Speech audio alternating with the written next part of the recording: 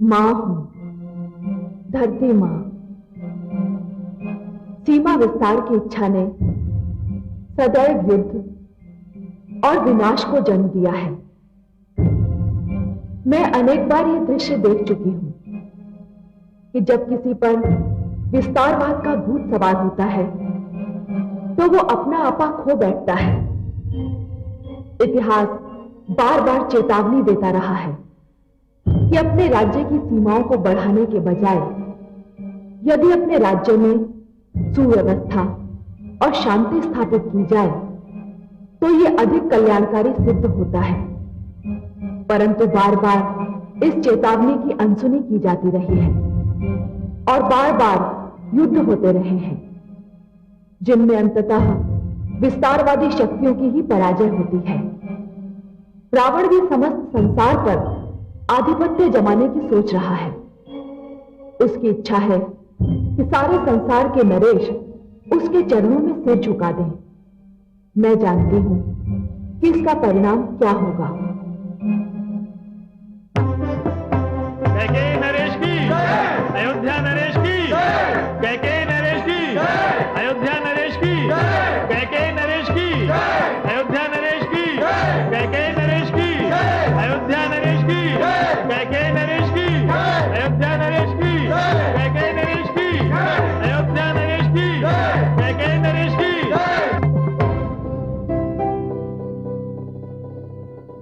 महाराजा दशरथ, अब कैकेयी राज्य आपका है, यह सिंहासन आपका है। मेरी आपसे विनती है कि आप इस सिंहासन पर विराजमान हों। धन्यवाद कैकेयी नरेश, किंतु यदि मैं इस सिंहासन पर बैठ गया तो मुझ में और लंकापति रावण में अंतर ही क्या रह जाएगा। किसी का राज्य और सिंहासन ले लेना, भले ही वो मित्रता के नाम पर क्यों ना हो, अनुचित और असभ्य कार्य है। यह सिंहासन आपको आपकी प्रजा का उपहार है राजन। इस पर आपके अतिरिक्त और कोई नहीं बैठ सकता। मैं यहां इस सिंहासन की रक्षा के लिए आया था, इस पर बैठने के लिए नहीं। कृपया इस सिंहासन पर विराज कर इसकी शोभा बढ़ाइए।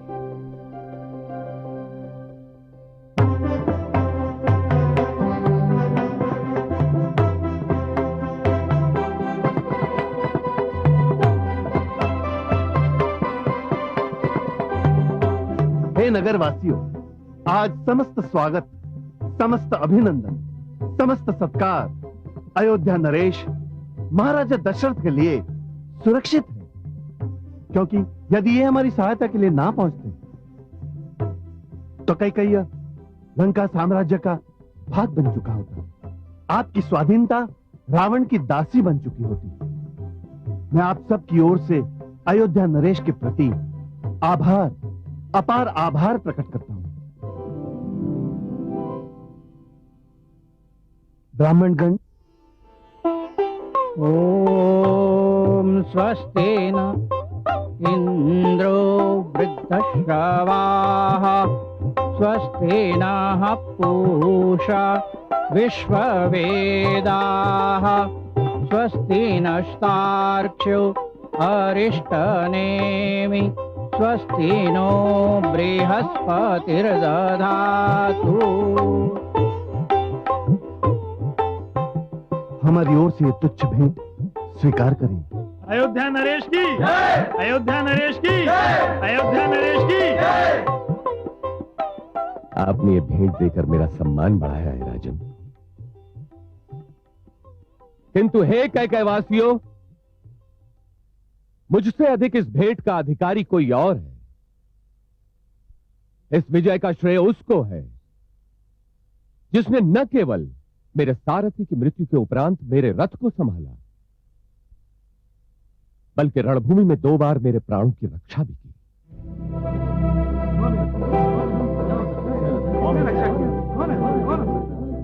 आपको आश्चर्य हो रहा होगा कि मैं किसके विषय में कह रहा हूं। तो हे कैकेयीवासियों, मेरी सारथी, मेरी प्राण रक्षक कोई और नहीं, आपके अपने देश कैकेयी की वीरांगना राजकुमारी कैकेयी है।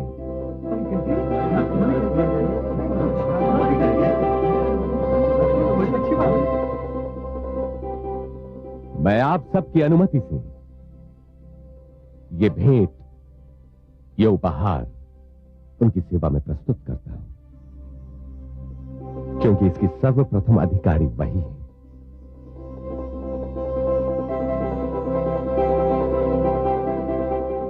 राजकुमारी कैकेयी,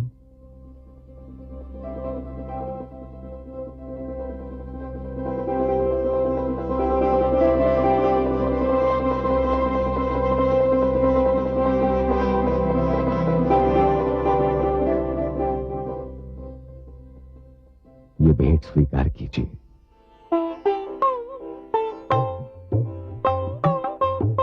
राजकुमारी कैकेयी की, राजकुमारी कैकेयी की, राजकुमारी कैकेयी की। हे अयोध्या नरेश, मैं इस योग्य नहीं थी। सत्य तो यह है कि आपने मेरे देश पर जो उपकार किया है, उसके सामने मेरी सेवाएं सर्वथा तुच्छ हैं। मैं तो केवल यह दिखाना चाहती थी कि यदि किसी राजा के पुत्र ना होकर पुत्री हो तो उसे निराश ना होना चाहिए। पुत्री पुत्र से कम नहीं होती। यदि अवसर दिया जाए तो वह वही कार्य कर सकती है जो पुत्र करता है या जिसे पुत्र को करना चाहिए। अपने राज्य के आदर की रक्षा, आत्मसम्मान की रक्षा मैंने भी केवल वही किया है। राजकुमारी कैकेयी की, राजकुमारी कैकेयी की, राजकुमारी कैकेयी की, राजकुमारी कैकेयी की।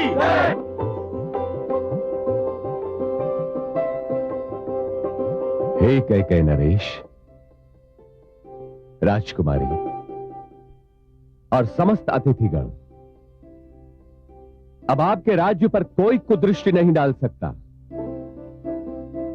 रावण को उसके दुस्साहस का दंड मिल चुका है। अब आप अपना राजकाज संभालिए और मुझे अयोध्या जाने की अनुमति दीजिए।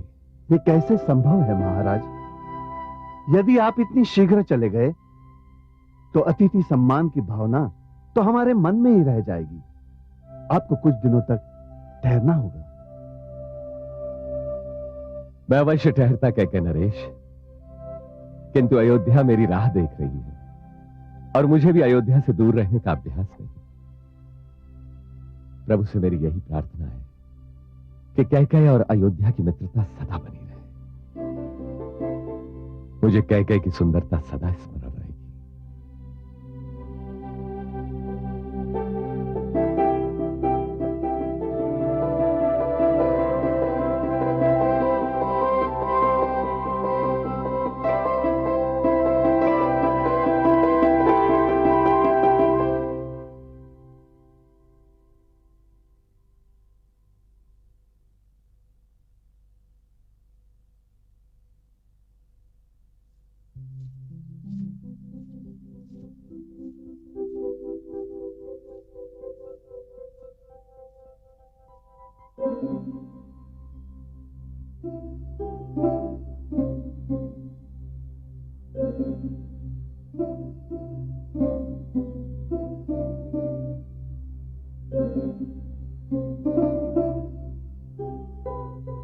मुझे यहां देखकर आश्चर्य हो रहा है राजन।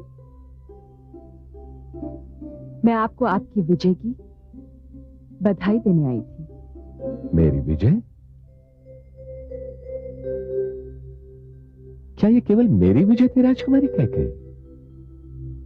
ये तो सबकी विजय थी और सबसे अधिक आपकी। नहीं राजन, विजेता तो केवल आप हैं। मैं तो हार चुकी हूं, बहुत कुछ हार चुकी हूं। हार चुकी?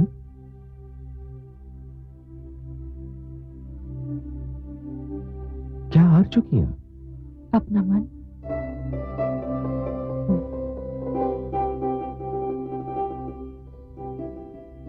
आपने युद्ध ही नहीं, मेरा मन भी जीत लिया है।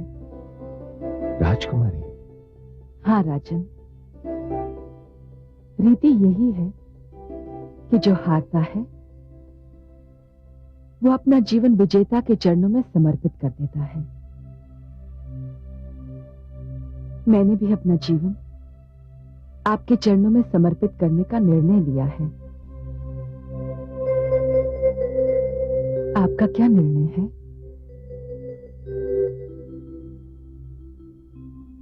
मेरा निर्णय इतनी सुंदर वीरांगना का निर्णय अस्वीकार करना वीरता और सौंदर्य दोनों का अपमान होगा।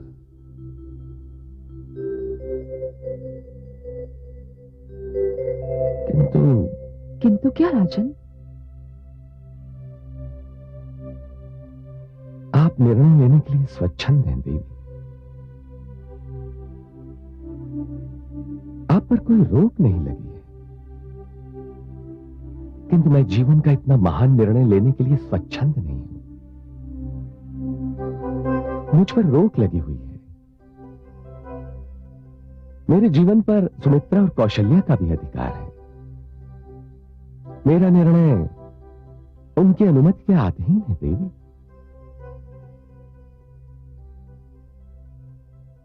मुझे विदा दें देवी।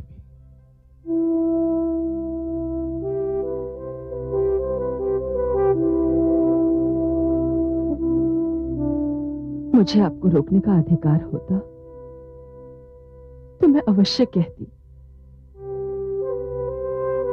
कुछ दिन रुक जाइए और मेरे जीवन को अपनी सुहानी स्मृतियों की सुगंध से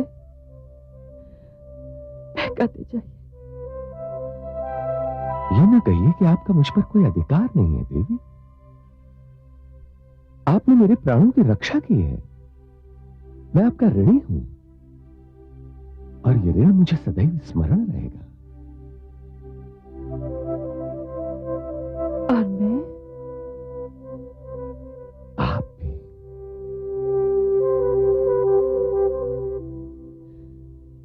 राजन,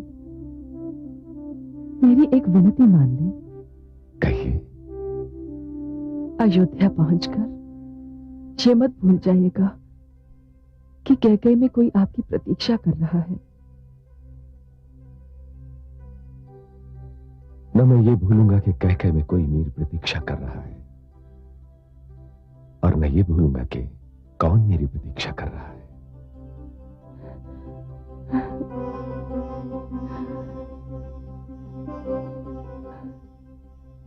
मैं अभी आपको और कोई वचन तो नहीं दे सकता, किंतु एक वचन अवश्य देता हूं कि जीवन में 2 बार आप जो भी मांगेंगी, मैं ये सोचे बिना कि क्या मांग रही हैं और क्यों मांग रही हैं, मैं आपकी मांग अवश्य पूरी करूंगा।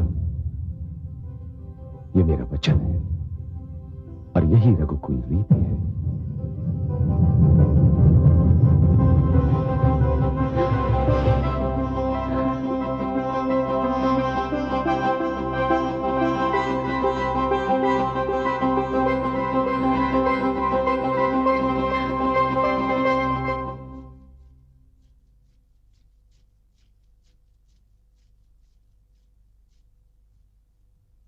महाराज युद्धभूमि से पधार रहे हैं। महाराज पधार रहे हैं। महाराज के स्वागत की तैयारी की जाए।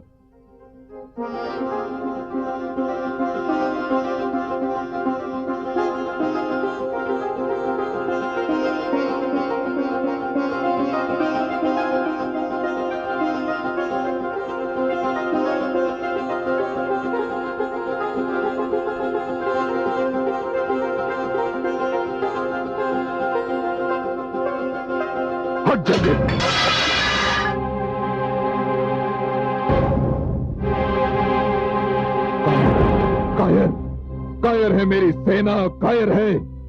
मैं पुकारता रहा और वो युद्ध भूमि से भाग खड़ी हुई और मुझे तो साधारण राजाओं से पराजित होना पड़ा। मुझे लंकापति रावण को अपमान, घोर अपमान, घोर अपमान। क्रोधित मत होइए स्वामी। कदाचित दूसरे के राज्य को हड़पने का निर्णय ही अनुचित। कैसे अनुचित था? अपने राज्य का विस्तार करना हर राजा का धर्म होता है। नहीं स्वामी, अपने राज्य की समृद्धि और अपनी प्रजा के सुख का ध्यान हर राजा का लक्ष्य होना चाहिए, और धर्म भी। शांत रहिए महारानी, शांत। आप भी वही भाषा बोल रही हैं जो अयोध्या नरेश दशरथ बोल रहा था। मैं अयोध्या नरेश दशरथ को नहीं जानती। मैं ये भी नहीं जानती कि वो क्या कह रहे थे।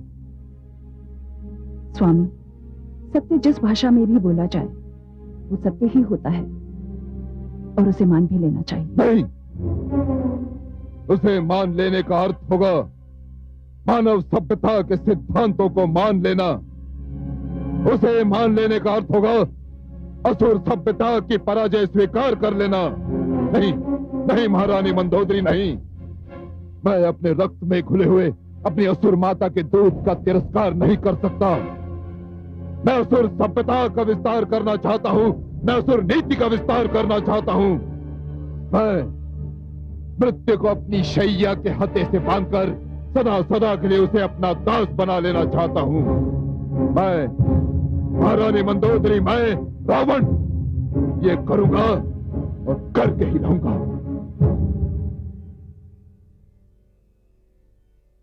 हे कमल नयन, देखिए दुष्ट रावण क्या कह रहा है। वो मृत्यु को बंदी बनाने की बात कर रहा है। महादेवी, आपको तो स्मरण होना चाहिए कि रावण से पहले भी कई और दुष्ट यही ललकार दे चुके हैं। उनका क्या परिणाम हुआ? किंतु रावण तो सारे संसार पर अपनी पताका फहराने की बात कर रहा है, विश्व विजेता बनना चाहता है। ये स्वप्न भी कईयों ने देखा है और कदाचित सदा के लिए देखते भी रहेंगे। किंतु महादेवी, ये मत भूलिए कि स्वप्न केवल बंद नेत्रों से देखे जाते हैं। फिर वो नेत्र चाहे मुख पर जड़े हुए नेत्र हो या अपने विवेक के नेत्र हो, किंतु जब नेत्र खुल जाते हैं महादेवी, तो स्वप्न टूटकर बिखर जाते हैं। मुझे स्वयं ये आश्चर्य हो रहा है कि वो अपनी सीमाओं के विस्तार की बात करके संकट को क्यों बुलावा दे रहा है। वो मंदोदरी की तर्कपूर्ण बातों को भी अनसुनी करने पर तुला हुआ है। महादेवी, विनाश काले विपरीत बुद्धि। रावण जैसे व्यक्ति यदि किसी की तर्कपूर्ण बातों को मान ले तो उनका भाग्य लेख बदल न जाए। किंतु आप तो जानती हैं महादेवी कि भाग्य का लेख कदापि नहीं बदल सकता। परंतु हे कमल नयन, यदि किसी का राज्य संसार के एक छोर से दूसरे छोर तक फैला हुआ हो, परंतु उसकी प्रजा दुख और अन्याय की चक्की में पिस रही हो, तो क्या उसे संतोष मिल सकता है? कदापि नहीं महादेवी। तो फिर क्या सीमा विस्तार की विचारधारा अनुचित नहीं है? सर्वथा अनुचित है महादेवी। ईश्वर ने धरती मानव के रहने के लिए दी है। फिर ईश्वर ने भिन्न भिन्न क्षेत्रों को भिन्न भिन्न भाषाएं दी, वेशभूषा दी, खान पान दिया, ताकि उन सब क्षेत्रों की पहचान बनी रहे। और ये नियम भी बनाया कि अब अपने अपने क्षेत्रों में रहें और शांति से रहें, एक दूसरे के जीवन में अकारण हस्तक्षेप न करें। सत्य कहा आपने। सबको अपनी सीमाओं में अपने ढंग से रहने की स्वतंत्रता है। राज्य विस्तार, सीमा विस्तार, विचारधारा का विस्तार, महादेवी, ये सब अप्राकृतिक और अनैतिक स्थितियां हैं। रावण तो असुर संस्कृति को मानने वाला है, यज्ञ संस्कृति का विरोधी है वो, इसलिए वो यही सब करेगा। किंतु हे महादेवी, एक दिन उसे इस सब का दुष्परिणाम अवश्य भोगना पड़ेगा। आयुष्मान भव।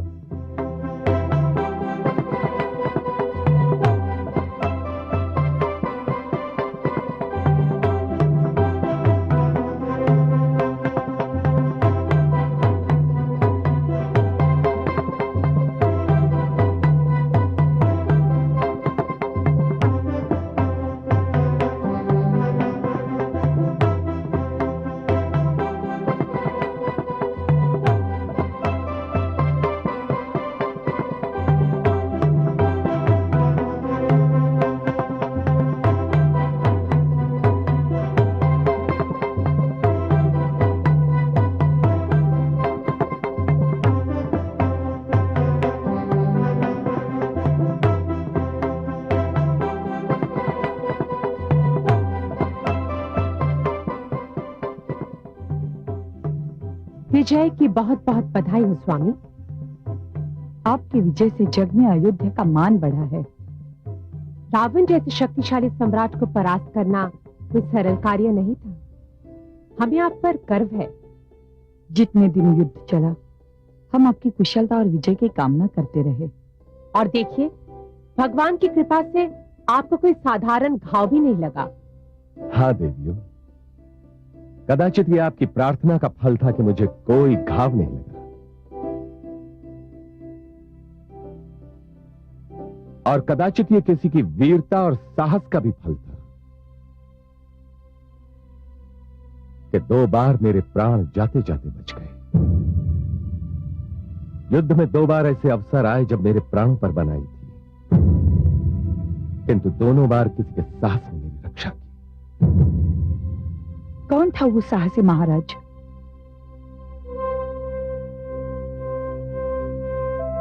वो सारथी जिसने मेरे सारथी की मृत्यु के उपरांत मेरा रथ संभाला था। हम उस सारथी के आभारी हैं। वो सारथी अवश्य ही कोई बहुत बड़े पुरस्कार के योग्य है। क्या उसने आपसे कोई पुरस्कार मांगा महाराज? हाँ, मांगा तो था। आप तो महादानी हैं। आपने उसे अवश्य ही मुंह मांगा पुरस्कार दिया होगा। नहीं देवी, मैंने पुरस्कार नहीं दिया, नहीं दे सका। मुझे आश्चर्य हो रहा है, सूर्यवंशी क्षत्रिय महाराज दशरथ ने मांगने वाले को पुरस्कार नहीं दिया। अवश्य ही इसका कोई कारण रहा होगा। हाँ देवी, कारण था। इसका सबसे बड़ा कारण तो यह था कि मेरा वो सारथी कोई नवयुवक नहीं, स्वयं कैकेयी राज्य की राजकुमारी कैकेयी थी। तो क्या हुआ महाराज? यदि उन्होंने कुछ मांगा था तो आपको निसंकोच होकर दे देना चाहिए था। संसार में प्राणों से बढ़कर मूल्यवान और क्या है? यदि वो मिले तो हम उनका आभार प्रकट करें कि उन्होंने हमारे सुहाग की रक्षा की। किंतु महाराज, उन्होंने ऐसा क्या मांगा था? उन्होंने जो मांगा था वो मैं उन्हें आपकी अनुमति के बिना नहीं दे सकता था देवी। अर्थात?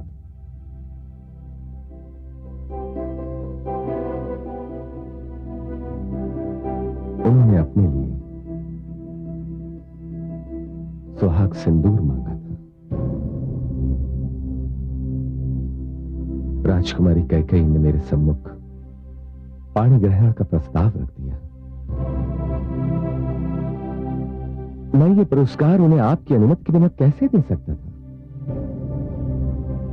ये मेरे अधिकार के बाहर की बात थी।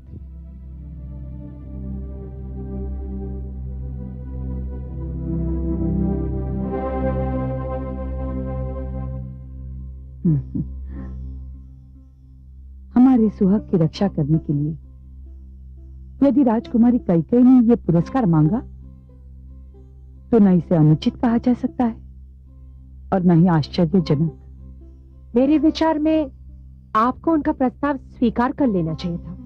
क्यों दीदी? मैं सुमित्रा से सहमत हूं स्वामी।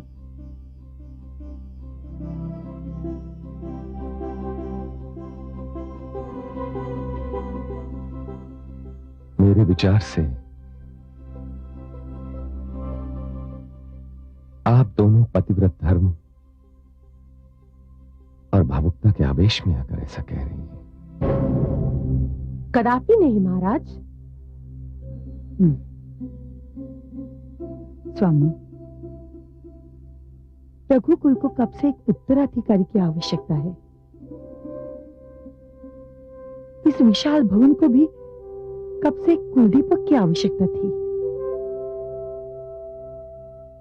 इतने वर्ष बीत जाने पर भी न तुम्हें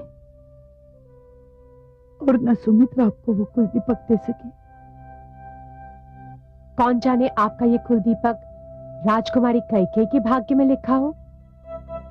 यदि राजकुमारी कैकेयी ने यह कुलदीपक प्रदान कर दिया तो अयोध्या में चारों ओर उजाला फैल जाएगा। मैं स्वयं राजकुमारी का हाथ मांगने के लिए पुरोहित भेजूंगी। अब जो होगा वो आप नहीं हम करेंगे स्वामी।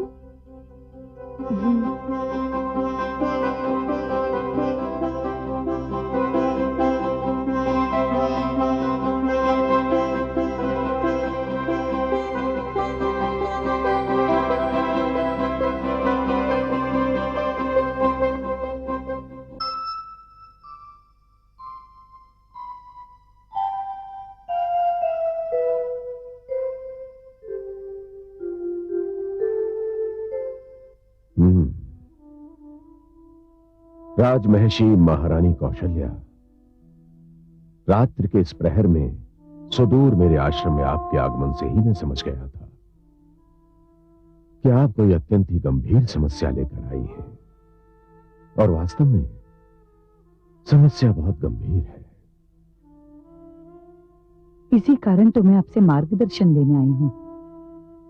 महारानी कौशल्या, आप जिस विषय में मेरा मार्गदर्शन चाहती हैं, उसमें आपका और महारानी सुमित्रा का विवेक ही मार्गदर्शन कर सकता है। राजकुमारी कैकेयी ने महाराज दशरथ के साथ विवाह की इच्छा व्यक्त की है। उनका जो भी निर्णय हो, उसका प्रभाव आप पर और महारानी सुमित्रा पर ही पड़ेगा। यदि आप दोनों राजकुमारी कैकेयी के प्रस्ताव को उचित समझती हैं, तो फिर मार्गदर्शन की आवश्यकता ही नहीं रह जाती। आप दोनों का निर्णय अनुपम है, महानता का द्योतक है। रघुकुल के लिए आपका यह त्याग सराहनीय है महारानी। धन्यवाद गुरुवर। बस एक कृपा और कर दें। कहिए। आप अपने आश्रम से किसी पुरोहित को कैकेयी ये संदेश लेकर भेज दे कि महाराज दशरथ को राजकुमारी कैकेयी का प्रस्ताव स्वीकार है। परंतु यह संभव नहीं है महारानी, क्योंकि परंपरा भी यही है और नियम भी यही है कि विवाह का प्रस्ताव कन्या पक्ष की ओर से ही कोई लेकर आता है, और इस नियम को तोड़ा नहीं जा सकता। क्यों नहीं तोड़ा जा सकता गुरुवर? जब कैकेयी ने सार रथी बनकर युद्ध में भाग लेकर हमारे स्वामी के प्राण बचाकर हर परंपरा और नियम को तोड़ दिया, तो क्या हम ये एक परंपरा और नियम नहीं तोड़ सकते? राजकुमारी कैकेयी ने महाराज दशरथ के सम्मुख ये प्रस्ताव रख दिया है। औपचारिकता के लिए क्या यही पर्याप्त नहीं है? आप जो भी कुछ कह रही हैं महारानी, वो सर्वथा तर्कसंगत है। तो गुरुवर, आप किसी पुरोहित को संदेश लेकर भेजेंगे ना? यदि आपका यही आग्रह है महारानी, तो मैं कल ही पुरोहित को संदेश देकर भेज देता हूं। गुरुवर, मैं आपकी आभारी हूं। मुझे आज्ञा दीजिए। आयुष्मती भव।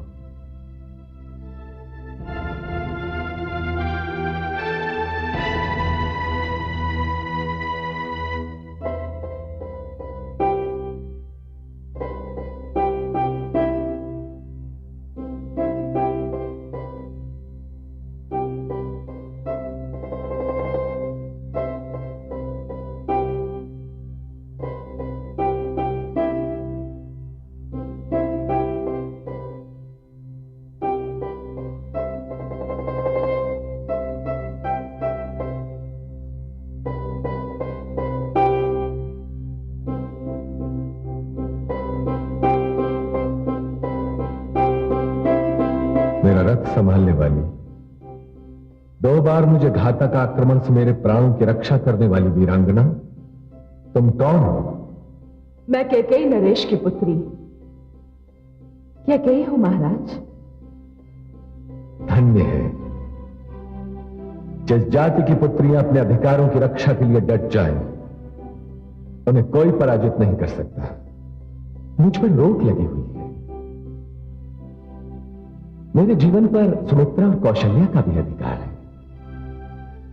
मेरा निर्णय उनकी अनुमति के अधीन है देवी।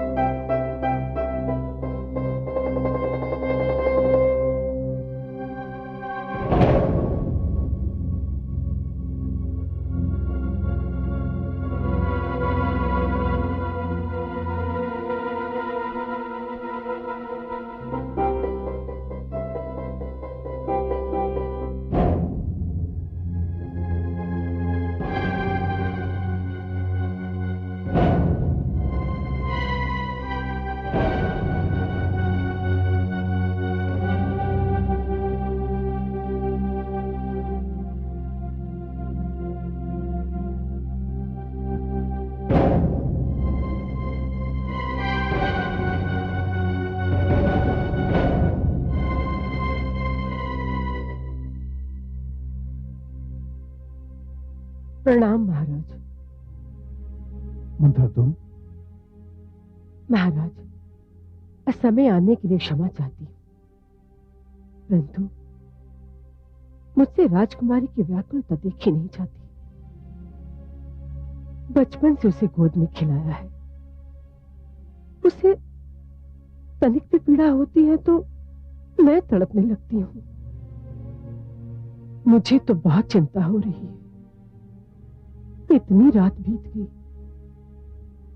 पर उसकी आंखों में नींद का नाम तक नहीं। उसके जागने का कारण मैं जानता हूं। मंत्रा तुम तो जानती हो, मेरी पुत्री मुझे अपने प्राणों से अधिक प्रिय है। मैं जानता हूं वो क्या है जिसने उसकी आंखों से नींद छीन ली है, किंतु मैं उसी के मुख से सुनना चाहता हूं।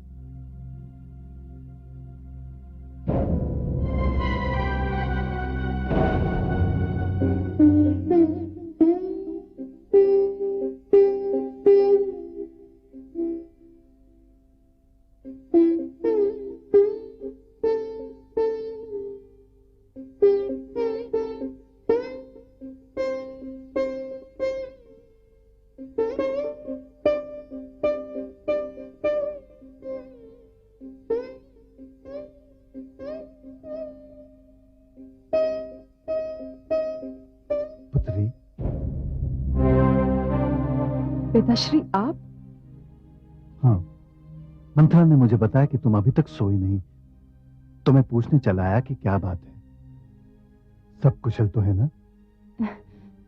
कुछ नहीं पिताश्री, बस यूं ही नींद नहीं आ रही थी। पुत्री, मैं तुम्हारा पिता हूं, तुम तो जानती हो तुमसे कितना स्नेह करता हूं। मुझसे अपने मन का भेद मत छिपाओ, मुझे बताओ क्या चाहती हो। तुम्हारी हर इच्छा पूरी करने में ही मेरा सुख है। पिताश्री?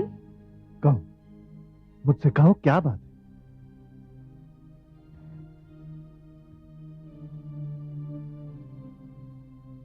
पिताश्री, मुझे अयोध्या नरेश दशरथ। तुम्हें अयोध्या नरेश दशरथ भा गए हैं?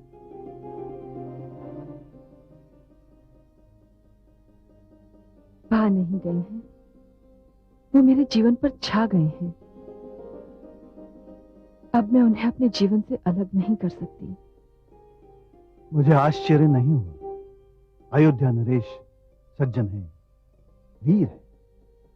उन्होंने उस समय हमारी सहायता की जब कोई भी हमारी सहायता करने के लिए आगे नहीं बढ़ रहा था।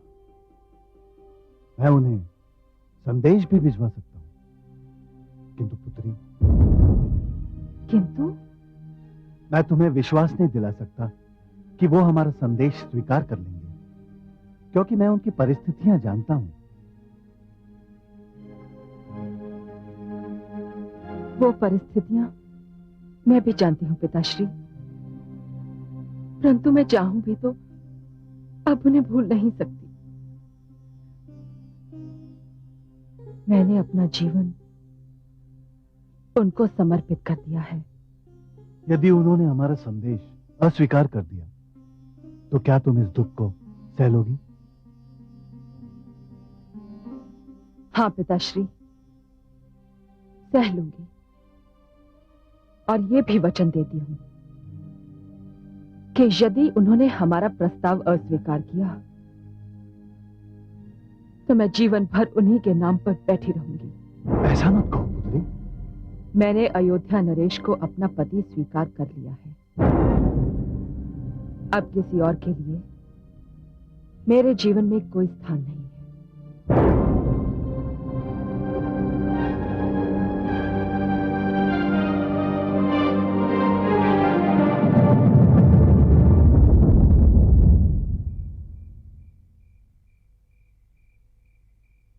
ब्रह्म ऋषि, आपने मुझे बुलवाया?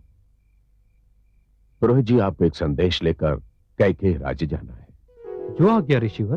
क्या संदेश है? संदेश ऋषिवर, महाराज कैकेयी का दूत आपसे भेंट करना चाहता है। कैकेयी राज्य का दूत?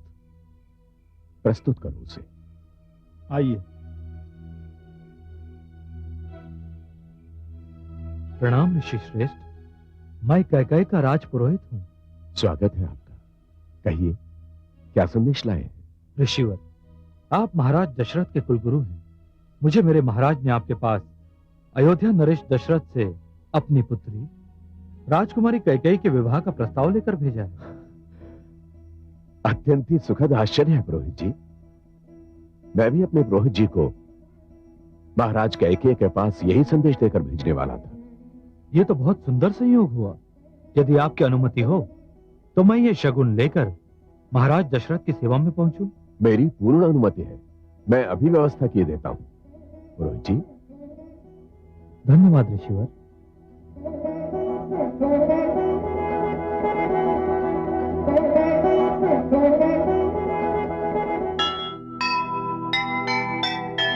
कैकेयी के संदेश से फैला हर्ष अपार, मर्यादा ने पा लिया जैसे एक आधार। कैकेयी की आशा फली पाके अवध नरेश, धन्य अयोध्या हो गई, मिला मधुर संदेश,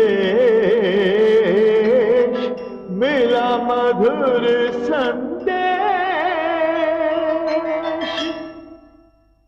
जो सुनेगा ये पुराण पाएगा सुख और ज्ञान, पाएगा सुख और ज्ञान।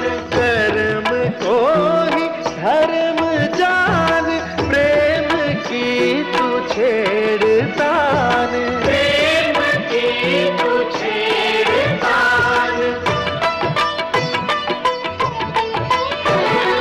बीते युग बता रहे हैं, बीते युग बता रहे हैं, सत्य पथ पे चल सुजान। विष्णु पुराण।